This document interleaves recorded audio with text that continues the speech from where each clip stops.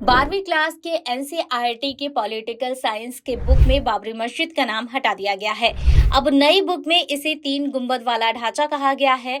वहीं अयोध्या विवाद को भी 4 पेज से छोटा करके 2 पेज का कर दिया गया है।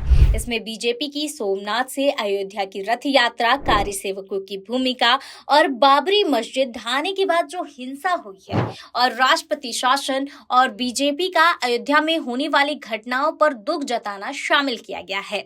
पुरानी बुक की अगर हम बात करें तो उसमें बताया गया है कि 16वीं शताब्दी में मुगल बादशाह बाबर के सेनापति मीर बाकी ने बाबरी मस्जिद बनवाई थी। और अब नई किताब की अगर हम बात करें तो उसमें बताया गया है कि बाबरी मस्जिद का नाम न लेते हुए उसे एक 3 गुंबद वाली संरचना बताया गया है और जो 1528 में श्री राम के जन्म स्थान स्थल पर बनाई गई थी।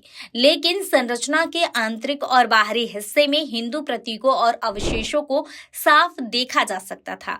वहीं अयोध्या विवाद को लेकर नई किताब में बताया गया है कि अयोध्या राम भगवान का जन्म स्थान माना जाता है, इसलिए इसे बदलकर लिखा गया है कि इसमें श्री राम के जन्म स्थान सबसे पवित्र धार्मिक स्थलों में से एक और इसके कानूनी स्वामित्व के बारे में विवाद शामिल कर दिया गया है। ये पहली बार है कि अयोध्या जन्मभूमि का संदर्भ लाया गया है, क्योंकि भगवान राम को बदलकर श्री राम कर दिया गया है। नई किताब में लिखा गया है कि 1986 में फैजाबाद जिला अदालत ने 3 गुंबद वाली संरचना को खोलने का आदेश दे दिया था और लोगों को पूजा करने की अनुमति मिल गई। माना जाता है कि 3 गुंबद वाली संरचना को श्री राम के जन्म स्थान पर बनाया गया है।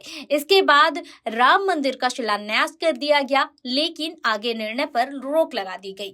हिंदू समुदाय को लगा कि उनकी आस्था के साथ खिलवाड़ किया जा रहा है और मुस्लिम समुदाय को ढांचे पर अधिकार बनाए रखने का अधिकार मिल रहा है।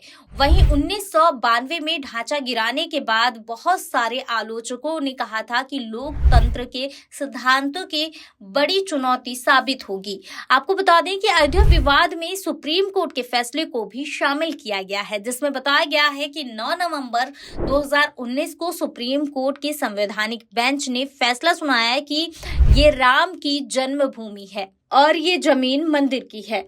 वहीं बता दें कि पुरानी किताब में बाबरी मस्जिद को ढहाने की न्यूज़पेपर की कुछ कटिंग भी लगाई गई थी, जिसे इस नई किताब से हटा दिया गया है। और सबसे बड़ी बात तो यह है कि 2014 के बाद एनसीईआरटी की किताब को चौथी बार अपडेट किया गया है।